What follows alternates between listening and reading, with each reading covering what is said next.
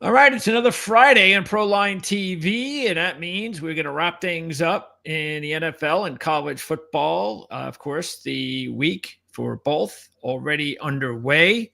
College football starting on Tuesdays every week over the past month or so, but those aren't the biggest games in college football. A lot of big ones coming up tomorrow, a couple of games tonight. And of course, the NFL, most of the week, 11 games will be on Sunday, including another game, the last game overseas in Spain, which I'm sure is going to get great ratings between Washington and Miami. How's it going, Mark? Yeah, I'm probably going to be one of those 100,000 people that might not tune in. I don't know. Yeah. I got to ask you, I mean, really, how in the world, speaking of Miami, I mean, that had the strangest outcome of the year. It's just, I know Buffalo's having issues. I get that. We'll talk more about the NFL when Jim comes on a little bit, but it's just typical of the NFL this season. It just didn't make any sense. Well, there's a lot going on in Miami, and again, we'll pick it up when Jim comes on, but it starts with management not having any desire to fire Mike McDaniel because there's no answer to firing him right now. And they're going to address it, probably clean house at the end of the season. But it's kind of weird what's going on here. You know, Tyreek Hill, all that garbage et al. It's just a real mess down there right now. Yeah. With the GM out, they're going to have a new coach. I mean, unless McDaniel wins out or something, but that ain't happening. Okay. So let's talk some college football. And let's go ahead and pop up what's going on here in college football, starting in the SEC. And once again, Texas A&M, another impressive win last week against Missouri. They just keep chugging along and making me feel pretty satisfied that I've had them as my number one ranked team the past 3 or 4 weeks, ahead of Ohio State and Indiana. Ooh, and I just think that they've proven that. They just are that talented. They've had big wins earlier this season, including at Notre Dame. They have big games almost every week in the SEC. I don't think you could say that at all again with Ohio State and Indiana. And Texas A&M is in a really good situation right now. Looks like they're in the playoffs no matter what, because I don't expect them to lose 2 out of 3 or anything like that. So, yeah, I mean, it's about time, right? Because I know we had Texas A&M. I know you isn't it funny? Don't you love it when I know how disgusted you were about constantly being on the side of Texas A&M and they constantly let you down. And of course, as soon as you give up on them, enough of that, that's when they're undefeated. Not only give up on them, but use a big play against them. You know what I mean? Yeah, that too. Yeah, exactly. So that was like a double whammy, per se. Yeah. But nonetheless, kudos to them. He's doing a great job. Mike Alco is, and I'm sure they're satisfied with that hire there just about right now. It'll be interesting to see this football team. Last game of the season, okay, they're going to go to Texas, and that's going to be the game that's going to put them on the scales. If they beat Texas and they go into the Big 10 or Big 12 playoffs as the number 1 top seed, it's going to be difficult to take them down. If they lose to Texas and make the playoffs nonetheless, the question will be whether or not that bubble burst, that losing that first game, ends up hurting him come the Big 12 playoffs. So that'll be an interesting outcome, that last game of the season. Yeah, they got an FCS team next week. They'll beat South Carolina this week. So anything short of getting upset this week, they're in the playoffs. They could lose the Texas game and go to the SEC championship game and lose. They'll still be in the playoffs. Yes. A 2-loss SEC championship loser is not going to make it. But I'm sure that's also not going to put him in a great situation confident-wise going in. So, but I was talking about this the other day on my show, which was I was posing the question of, sometimes it's better to lose before the playoffs because you don't have that feeling, and you just don't know how it it's almost like you need a little bit of reality hitting you in the face that we're not so perfect. If we do this, if we're sloppy here, it's going to cost us. Not that they've been necessarily sloppy all year, but I do wonder if it's better for them, either the Texas game or in the SEC championship game, to lose.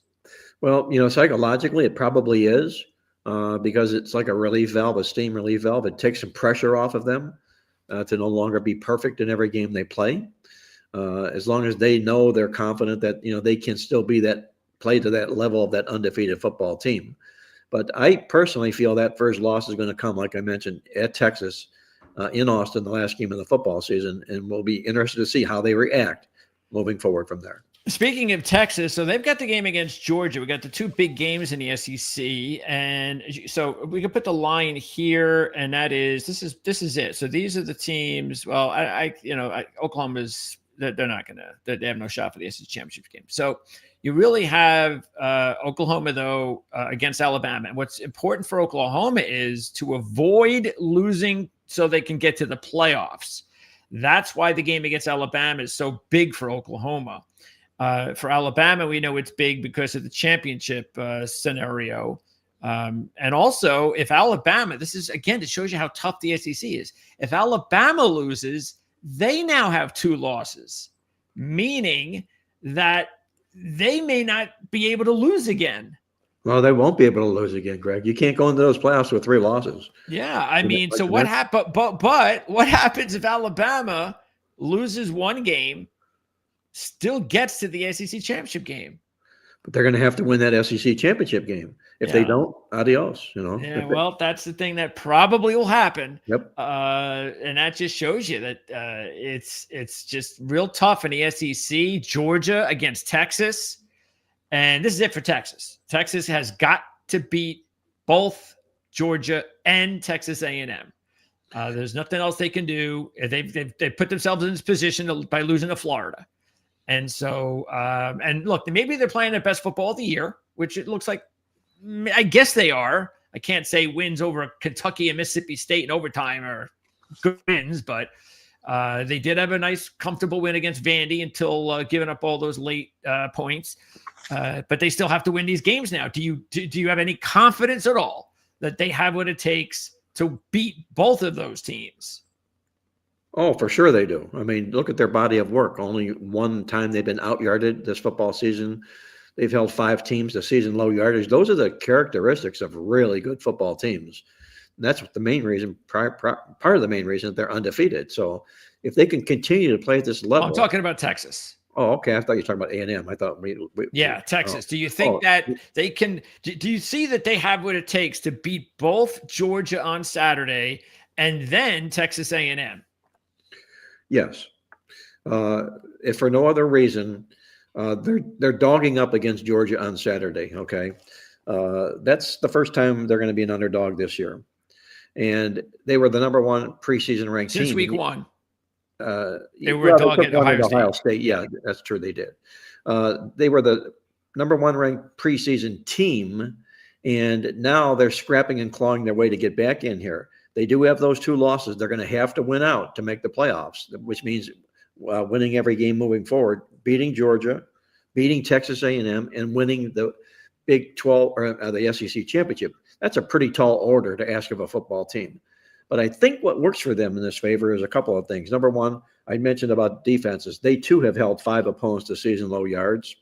And you've also got, I think what works in their favor is Arch Manning looks like he may be the Arch Manning that people expected him to be at the beginning of the season.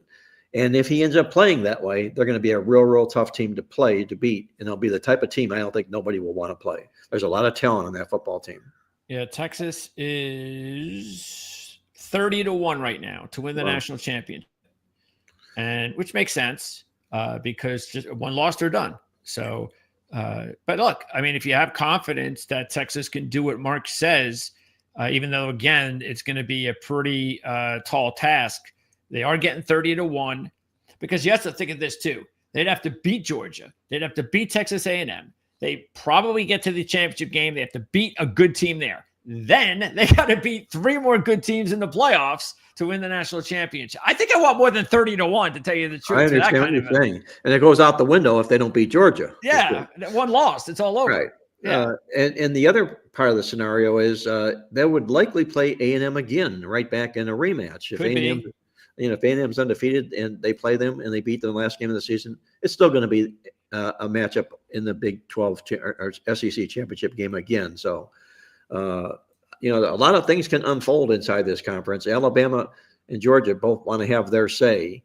But I know one thing for sure. When Alabama plays, Kalen DeBoer will be wearing his black hoodie on the sidelines. His black hoodie, which he's never lost with Alabama since he's been the head coach there. 16 games he's coached with his black hoodie, and he's won all 16 games. Expect to see nothing about Kalen DeBoer other than in a black hoodie from this point forward. Okay. Well, are you surprised that line has gone down a little bit? I've seen some books that have it at 5.5 Alabama now. Yeah, I think what they're reading into that is a little bit of the Oklahoma, the need situation there for Oklahoma. But must win. Yeah, must win. And, if you must win, you're not very good. So, I don't like to back teams in must win roles. I like to back teams that if they do win, what extra do they gain or benefit from it, but not to have to win because it puts pressure on that team. And I think it puts pressure on Oklahoma here. I like Alabama in this football game. Yeah, I like Alabama as well, and I've had no problem taking them because of their home record. They're now up to 25-7-1 as a home favorite since 2020, 5-0 this year as a home favorite.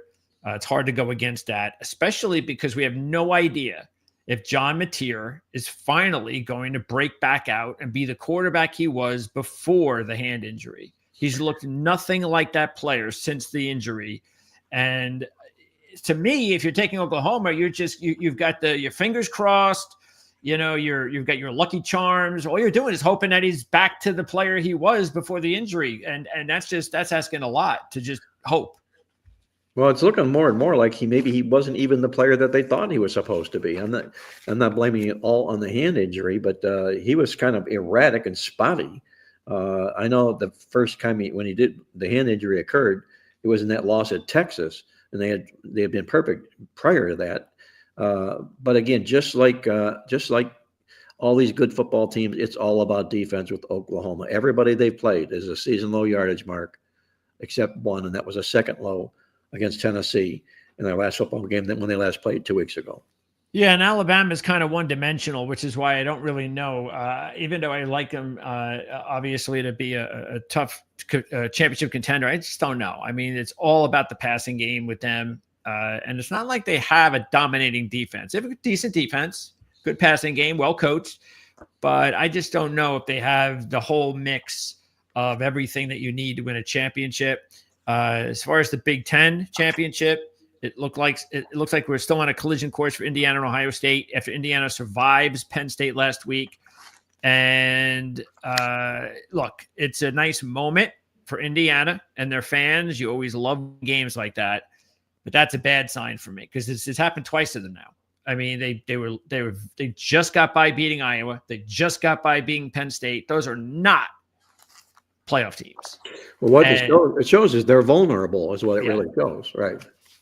They're not this monster that and they don't have a tough schedule. And I looked at their schedule, Mark. We talked about it last year and again this year, and I looked at their future schedule, and it will be until the 2030 season before they play a Power 4 non-conference game. Well, I mean, come on, you can't keep doing that.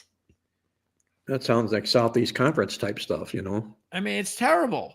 I mean, sooner or later they might have to, the committee might have to, say, because I think it's going to happen. I think if next year or two, if they're in a situation where they're on the bubble, I think the committee's going to say, no, you're not in. That schedule that you've been putting together for the past 4 or 5 years, it's going to work against you at some point, and you're not getting in.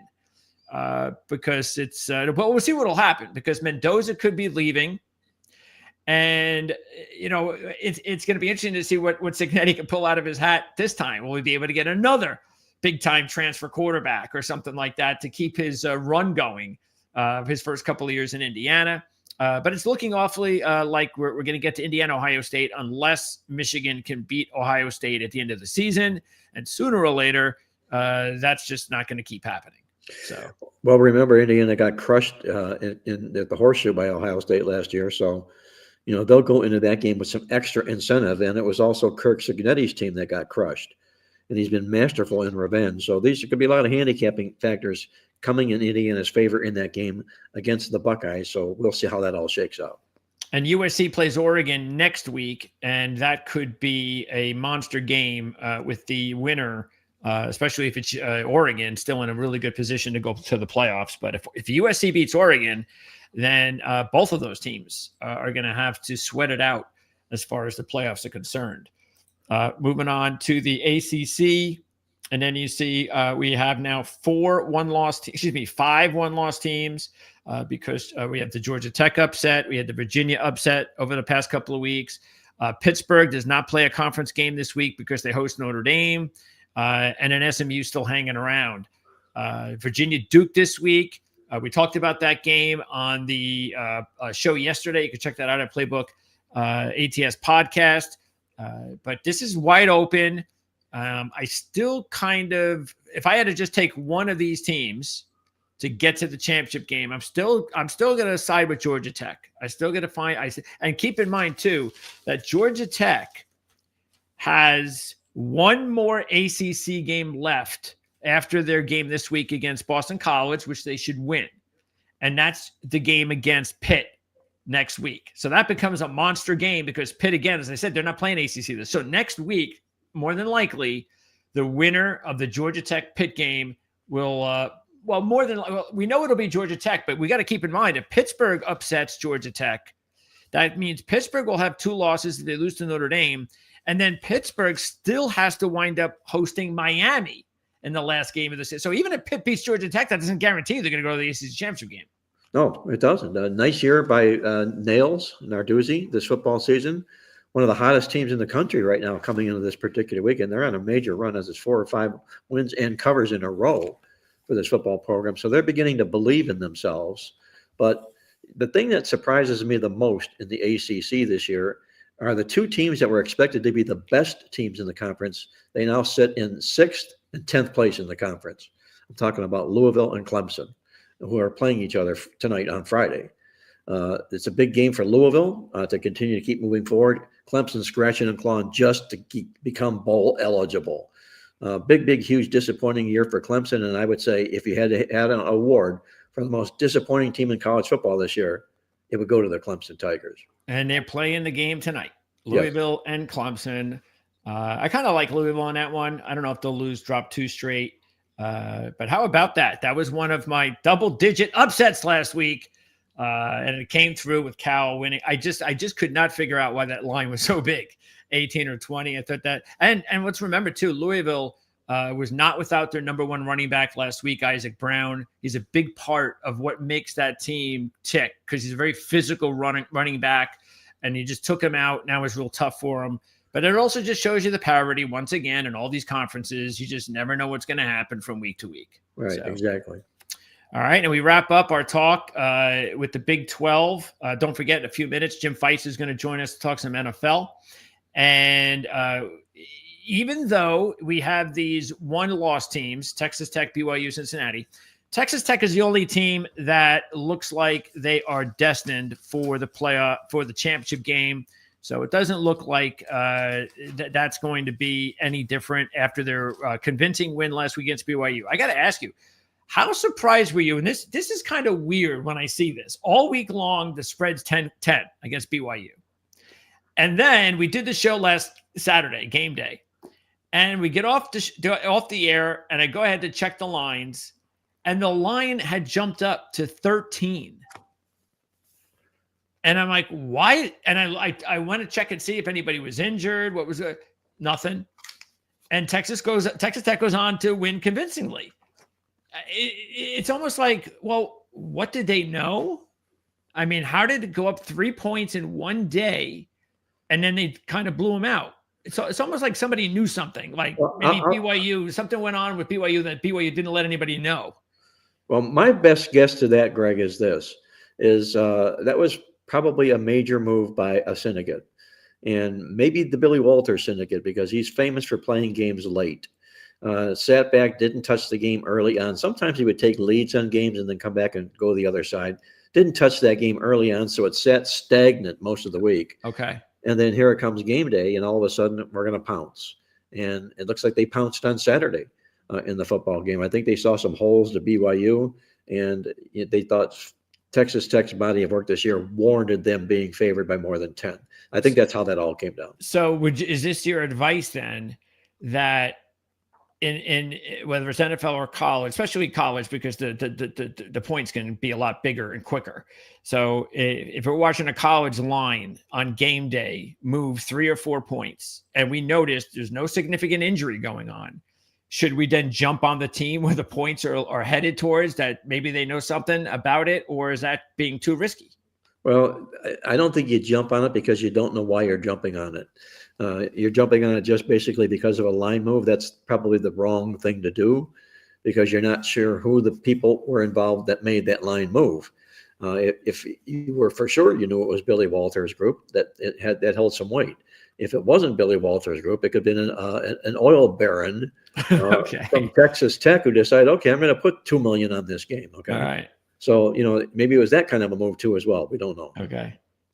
Anyway, Texas Tech wins that game easy, so they're going to be their schedule. They don't have any tough games left, so they'll be in the championship game. And then it's up to BYU and Cincinnati. Both teams have tough games this week. I actually think both teams will win this week, but hey, they got tough games. BYU hosting TCU, Cincinnati hosting Arizona.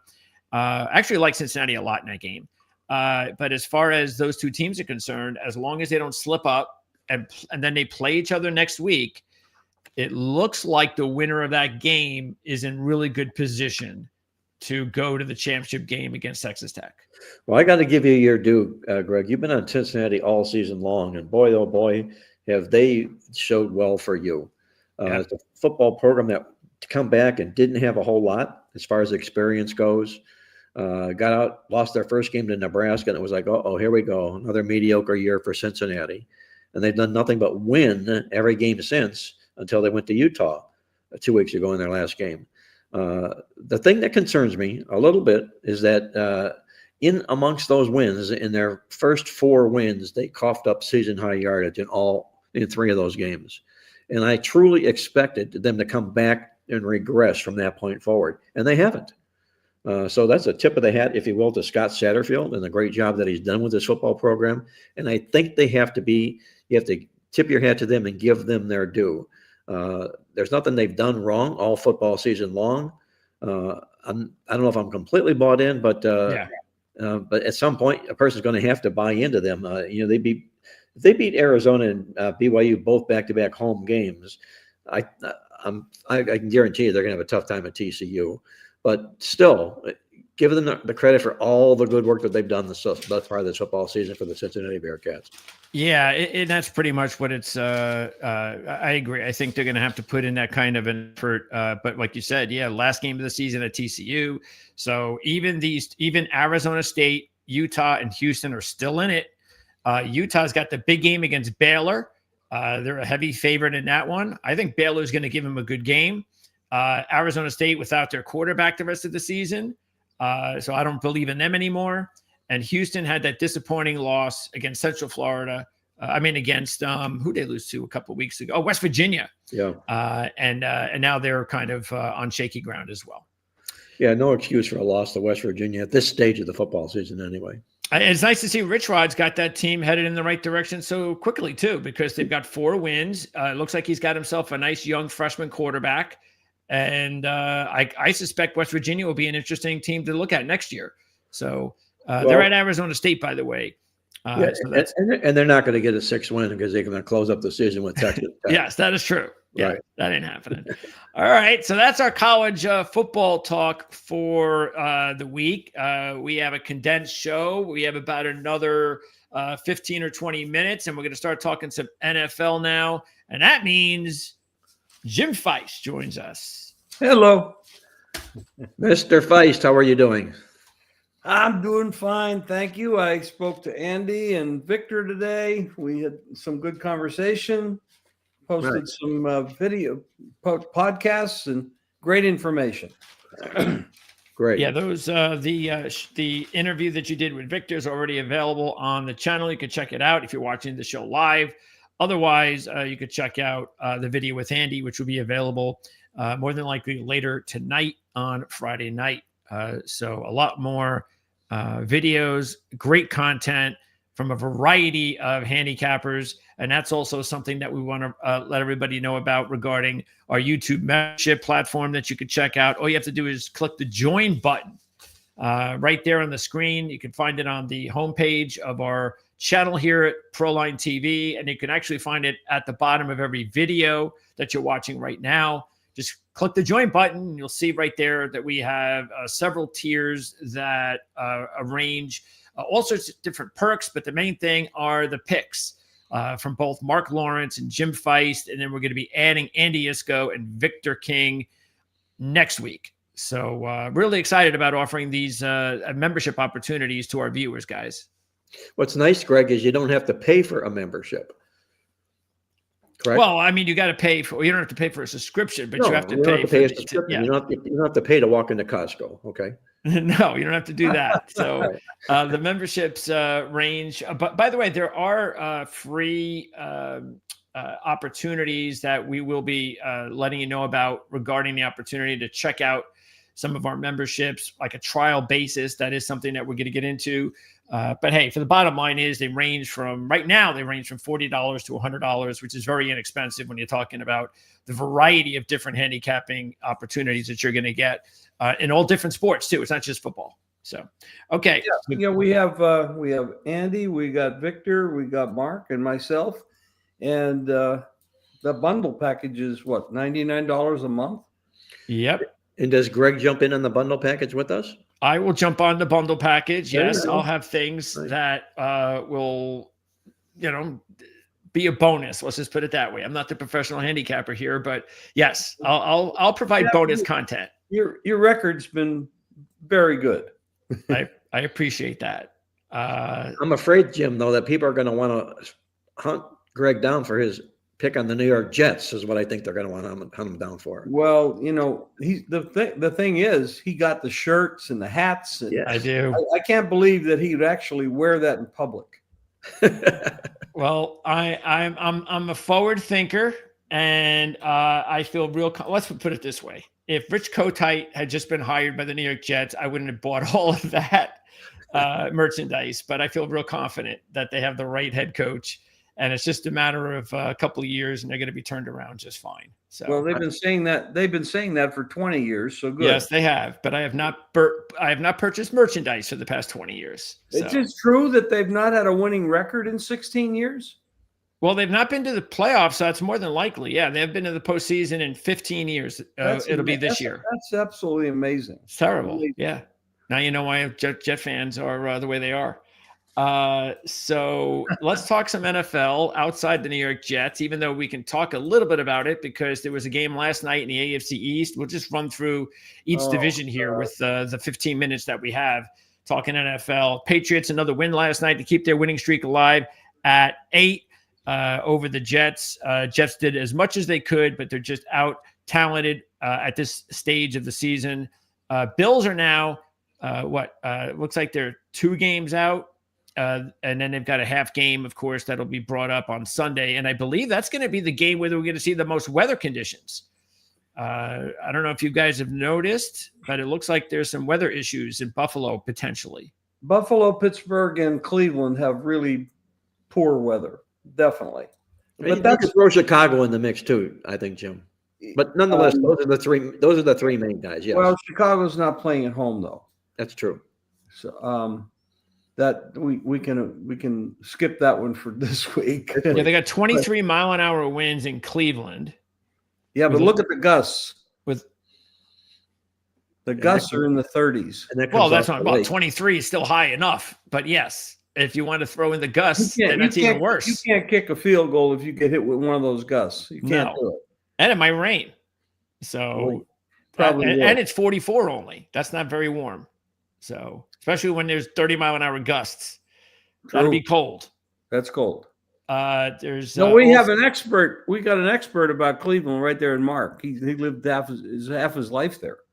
Well, the stadium sits right on the lake, and the lake does have a big effect on the winds that come into the stadium, both for the baseball and what was the baseball and now the football team. That's one of the reasons that Cleveland's moving out of Cleveland and to the suburb of Brook Park to get away from all of the weather situations that are occurring, and they feel not helping the Browns, but it's also big monetary motivational reason for Cleveland to make the move as well. So, but when there is weather, you have to check it out in Cleveland to see what the winds are for sure.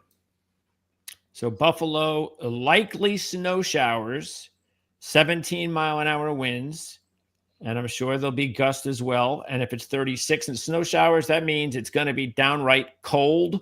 And Tampa Bay is not used to those conditions. That's definitely going to work against them. They're not any healthier this week. Everybody who was out last week is out this week.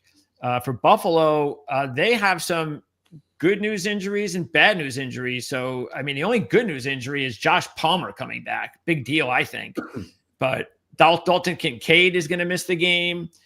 And after what we saw last week with Miami, I don't know what to – I mean, you know, the situation with Buffalo is simple. It looks like you have to stop the running game. And if you can stop the running game, you can stop the Bills. Well, the Bills can't stop the running game themselves. I mean, they're pathetic themselves. Yep. The Bills are very poorly coached. They're wasting Josh Allen's career with that head coach. They need to make changes, and if they don't make changes, nothing's ever going to happen. Well, I tell you what, if they have a bad spell at the end of this season, he will be fired.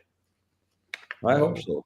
Yeah, because, I mean, you don't get Josh Allen to the playoffs, you're done. I mean, heck, if he gets Josh Allen to the playoffs and they're one and done, he's done. I think they're just waiting for a really bad outcome. So there you go. That's the East. In the North, Pittsburgh's got the 1-game lead now. It's down to 1. Seemed like just a couple of minutes ago it was 3.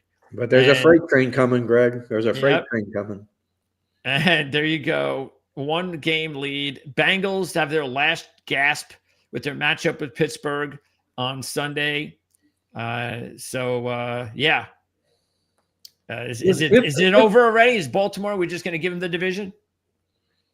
Well, no, you never know about injuries. So if Cincinnati happens to beat Pittsburgh this week, you're going to have to worry about them, even though they're terrible, except on offense, they're not terrible. I mean, Cincinnati's scoring like 30 points a game. Flacco's playing amazing. The yardage is amazing, but their defense is horrible. It's the opposite end of the stick. I mean, it's just horrible. But I don't know. The NFL is really having a down year, or a couple years actually. We have the top and the bottom, and it's really that bad. We've got maybe 6-8 teams that are decent. The rest of them is really high school stuff. Well, you know, Cincinnati's schedule, check this out. After they play this week, they're going to host the Patriots. And then they play Baltimore on Thanksgiving, which we're hearing Joe Burrow is trying to get back for that game, which I don't think it'll matter, of course, if they lose to the Steelers anyway. But I'm not sure they can win the next 2. I guess they just have to hope that they split. And that, I don't know, Baltimore, who's Baltimore playing? Let's see, Baltimore's next game after the Cleveland game. That's a 4:00 game too in Cleveland. That's weird, isn't it? Cleveland could beat them. I mean, it's possible. The Cleveland's defense at home has been very tough. It's going to be hard to throw the ball. Cleveland, you can't ever really know what the hell Cleveland's going to do, except they're going to play tough defense. I mean, Mark knows this, what it's like there. But let me tell you something. Baltimore is not a shoe-in. They're not that good. They're not that good. Yeah, they got a game last week. I got to ask this question. If Burrow's putting up all these, not Burrow, if Flacco's putting up all these numbers for Cincinnati, what the hell is Burrow going to do for them? He doesn't play defense. You can't, I mean, the guy's putting up 30 points a game, 300 yards, 400 yards. What's Burrow going to do? Put up 500 yards and 40 points?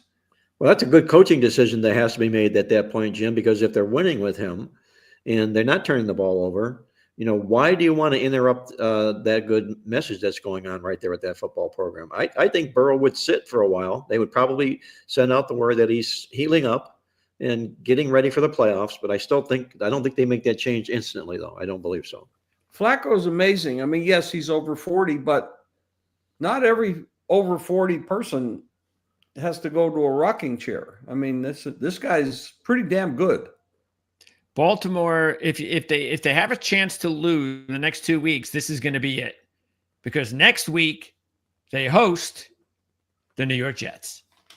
So yeah, but that's what Jets. Oh yes. Oh, so yeah, yeah. Well, maybe I don't think the Jets really want to win. Honest to God, I think if they wanted to win, they'd have Tyrod Taylor in there. No, I don't believe they that. want to win. Fields is out there so they can get a high draft choice. That's all they're doing. No. They need to develop a winning culture. You're so biased to the Jets. I'm telling you right now. You cannot see the forest for the trees because your Jets love. No, I couldn't. Actually, I hope they lose. But as a fan, what we hope is definitely different than what they do. They're trying to build a winning culture there. Aaron Glenn is not wanting to lose games. The players are not making that decision. It's the executives. They want a high draft choice. The executives are Aaron Glenn and Darren Muji. And they're not trying to lose. I'm just telling you right now, they need to, at some point, you have to have a winning culture. No one that wants to win would play Fields as quarterback. No one. Well, as a backup, perhaps, but not your main go-to guy. No. And Tyrod Taylor's a backup for a reason. He's backing me up. That's how bad it is. Yes, it is. Well, again, keep in mind they're paying him a lot of money. So. Yeah, and he's costing them a lot of money.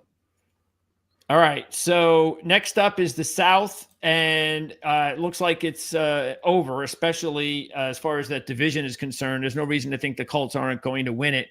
But the question is Houston and Jacksonville. Jacksonville is not playing like a 5-4 team. They are not playing like a winning team right now. And if they want to change their season, well, they got to go out and beat the Chargers. If they could do that, get to 6-4, they might actually be a team that we might have to reckon with. But I don't know if that's going to be the case. And Houston, they have to win this game this week.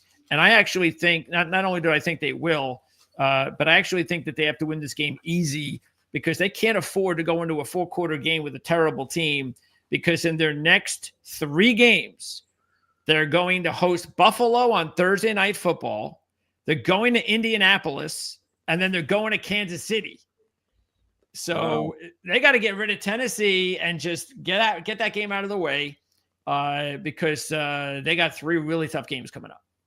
And they're playing with a backup quarterback. That's what they are indeed. Yes. Who doesn't look too bad, actually. I mean, he looks pretty good. He's a good backup. He is. Yeah. He's not a starter, but he's a good backup. But Tennessee, I don't give much respect to Tennessee at all, but they look like they're, I don't know if anybody's worse than the Jets, but they look bad. Well, I think they are worse than the Jets, personally, Jim. Yeah, I wouldn't go that far. 1 win by 1 point, okay? 1 win by 1 point. Out-yarded every game they played. Wow. Yeah. That's why the coach ain't there anymore. So I wonder what, it's not a bad opportunity. It all depends on the front office, because the front office will let them down. It's not a good front office. And I'm not sure that they're going to have, I'm not sure even with a young quarterback like Ward there, I'm not sure they're going to be able to hire a good coach. I just don't know who would want to go there. I mean, I guess McCarthy is the type of guy that could, because if he go to Dallas, he'll go anywhere. So, I mean, McCarthy might be a good pick for Tennessee. It's all about money. Well, McCarthy could end up with the Giants. He could. Yeah, that's a much better opportunity. No question about it. AFC West, and we've got 3 teams looking like they are playoff caliber. Denver, Chargers, Chiefs. Chiefs will take on the Broncos. And that spread, is it still 3.5? There's a lot of 4s. Wow. Mark, I mean, do you believe that the Chiefs should be 4 at Denver? I didn't think they should have been what they were when they opened, Jim. But I can understand what their thinking is here. You've got a Kansas City football team coming off a bye. The world knows about Andy Reid and his success off byes. They have them 2.5 games back, looking up at Denver. You're going to put that down in the must-win category, that situation there. And you've also got a Denver Bronco football team that, while they're on a win, they haven't been impressive wins. And no comparison to the quarterbacks. Patrick Mahomes, always clutch. Bo Nix going backwards right now. I think the odds makers did their work. They did their job. And I think they put up was probably the right number in the game. Although I didn't agree, but I think it is the right number. You might be right. Bo Nix might be regressing, but he might be regressing right out of the league if he's that bad. I mean, he has not looked anywhere near he did last year. No, that's confidence is what that is. He's lacking. Yeah. Yeah. But you know what they got to do is they have to, they've been relying on the passing game for way too much. I mean, Peyton's got to get him a running back. And I know Dobbins has been okay, but now he's out. They got this rookie that they drafted who's okay, but they got to give him help, because he is not that type of quarterback that you can just expect him to throw the ball 30, 35 times a game. And it's not like they have a plethora of top receivers either. There's too much being put on his shoulders, and that's Peyton's fault. But the offensive line has to open the holes. The offensive line is actually considered one of the better offensive lines in the league. Really? So, wow. Yeah. Again, it ain't. Well, if they needed a running back that bad, why didn't they do something that the trade did? Well, they felt they did. Well, I don't know if they still had Dobbins, and they just like Dobbins and Harvey. That's what they're going with. So, this game is going to tell us a lot. Yep. Yes, well. And keep in mind too, this is the funny thing, is because we see how they've had to be kind of had these weak wins, and we get that. But let's also remember that in all 7 of their wins in the winning streak, with several of the bad wins, they've outgained all 7 teams, and they've also beaten Houston and Philadelphia on the road. So they're just beating who they have to beat and doing what they have to do. If they were the Chiefs, I don't think we'd be even talking about this. We'd be going, oh, that's just, they just do what they have to do. Ugly wins. It's the Chiefs. But because they're not proven, and look, deservedly so. I'm not trying to sit here and give them excuses. I'm just saying, I guess we'll find out in the game on Sunday afternoon, whether or not. If this was the only game that somebody put a gun to my head and I say you have to make a play, I would probably take Denver +4. I mean, I just think altitude, great defense. It screams value, is what it does. Yes. Yeah, it's just. Keep in mind, the Kansas City Chiefs are 0-4 this year in one-score games. 0-4. This Spags and Reed and Mahomes thing is someday is going to, it's going to disappear. I mean, someday it's going to float away into darkness. And this is a big number on the road against a quality team that's 8-2 on the year. I mean, my goodness. And Denver has covered 6 of the last 7 against the Chiefs. I'm not saying I love them, but I just think the value is with the dog. Don't forget the game last year in Kansas City when Denver had them beat, and then they had that field goal blocked at the end of the game. So, right, I remember that. Hey, let's reset this game, guys. Let's just look at this as if it's a playoff game. And if it was a playoff game this weekend, what would the line in this game be if it was a playoff game? Where's the game being played? Denver. Let's keep it right where it is. Oh boy. It wouldn't. Why, be you think it would be higher? No, it would be lower. It's all packed in here because of the Kansas City need in those situations. If it was a playoff game, Kansas City would be 2.5 in this football game. Which is what they opened it at. Yep. This week. Yeah. Yeah. And you probably had a lot of people going, oh, they're not going to lose this game, 2.5. That's easy. But now that it's up to 4, it's like, wait a second. I could take Denver and lose by 3 and I cover? All right. NFC, we only have a couple of minutes left. So let's just don't have to talk much about the NFC East, except for the fact that Philadelphia has that monster game against the Detroit Lions in the NFC North. The line is creeping up to 3. So that's going to be a good one. It is. And if Philly wins that one, then they're officially dangerous again. Philadelphia is 3 at circa. And there's a lot of 2.5s minus 20, 21. It definitely is almost 3. I have to take the Lions +3. I mean, they're a freight train when they're healthy, and they're pretty healthy. Yeah, keep an eye on whether DJ Reed comes back. That could happen this week. Marcus Davenport, he could come back. So there's some injury. They're getting a little healthier, as you said, Jim. So keep an eye on those guys, see if they're back. They're now on a run of 19-2 against the spread off a double-digit ATS win, 2-0 in that roll this year. And the Eagles will be playing the Cowboys next week on the road. The Detroit Lions will be hosting the New York Giants next week.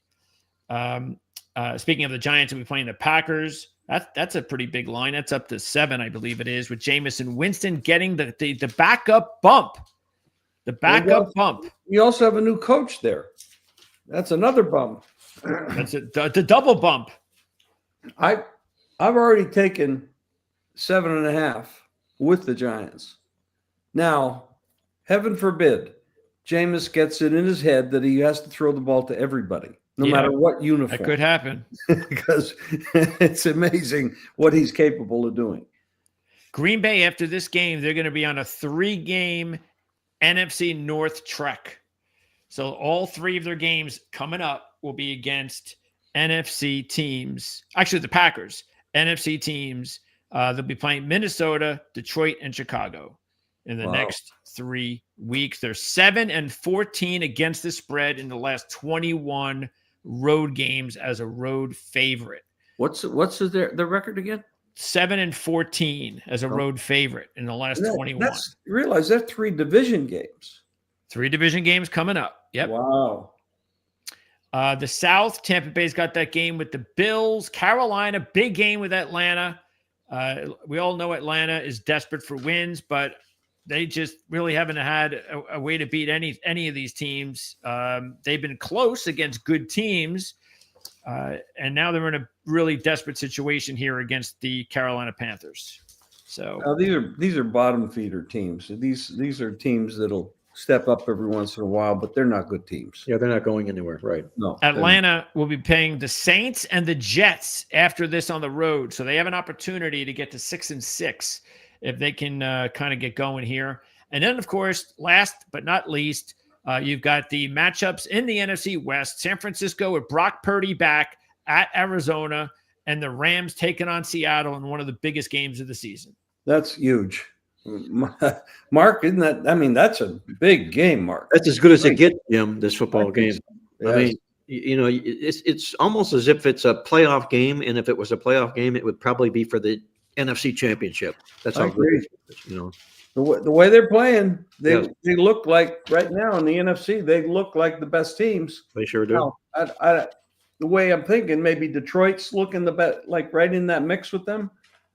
I'm not trying to throw Philadelphia out of it, but they haven't looked that good. But the NFC has better teams this year. AFC's weaker. So they are, and you can validate that just by the record, the head-to-head record between the two division or the two conferences. The NFC has won more and covered more in those head-to-head matchups. It was a wide gap margin 2 or 3 weeks ago. It's narrowed a little bit, but the NFC does hold the margin. Sean McVay, 13-2 against the spread all time in the second of back-to-back division games. Meanwhile, the Rams have beaten Seattle 3 of the last 4. They are 3-0-1 against the spread in those last 4 against the Seahawks. And the Rams will be hosting the Tampa Bay Buccaneers next week. Seattle will be at Tennessee next week. Well, Tampa Bay is in deep trouble. Buffalo, yeah, they need a win. And then the Rams, oh my goodness. Yes. Patriots, Buffalo, and the Rams in consecutive weeks. Wow. So, yeah. They're lucky they're in that division. Well, that's one of the reasons I bet them to get to the playoffs, because the division so sucks and they should win it. Although I think Atlanta wins this week, but well, keep this in mind though. I just mentioned how tough that 3-game stretch is. Check it out after New Orleans, Atlanta, Carolina, Miami, and Carolina. They pay a penance first and then they get blessed. Yes, exactly. I like the way you put that. Yes. So that's going to wrap it up for our ProLine Pigskin Friday broadcast. Thanks for tuning in. Don't forget to hit the join button to check out our YouTube membership. Let us know if you have any questions or comments along the way. And the best way to do that is to go to our message board community. All you do is hit that community tab. You can also see that on the homepage of our channel. Click that. Hey, start a conversation. You can do that, of course, for every video, but you can also do that for the entire channel if you go to our community page. And we'll be doing this all over again starting next week when we talk about week 12 in the NFL, week 13 in college football. And next week will be the precursor to Thanksgiving week. So we're almost there, gentlemen. Thanksgiving in a couple of weeks. Well, it's a double week in the Circus Survivor contest too, so it'll count twice. Scott Pritchard has an entry in. Well, there's only 8 left in the 5,000 at Westgate. He's got one of them. Oh, he does. Then there's 1,000 in the Survivor at Circa, and I think he has 1 or 2 of them. Wow. So I mean, he's doing really well. He might cash some big tickets. All right. All it takes is one, Jim. and I know he's also hedging and playing against the, so for sure, so he's making money each week. He's already profited by the whole thing, but that's pretty goddamn good. Yeah, he's a sharp cookie, very sharp. He really is. He really is. Yes. And you can check Scott out. He was on the show on Wednesday, correct? Yes, he was. So you can check that out. We have a link in the description of this video right now for the Wednesday show with Jim Feist. Dom DeMarco's, the show I did on Wednesday night. And also you can check out a few of the other shows that we've done here on the channel. Don't forget also to check out the show with Andy and Jim, which will be available later tonight here on Proline TV. You can check out the Penn State post-game show, which is actually going to be on Sunday morning this week, not Saturday night. So you can check that out at 10 a.m. on Sunday morning right here on Proline TV. For Mark Lawrence, I'm Greg DePalma, and we hope everybody has a great weekend. We'll see you next week.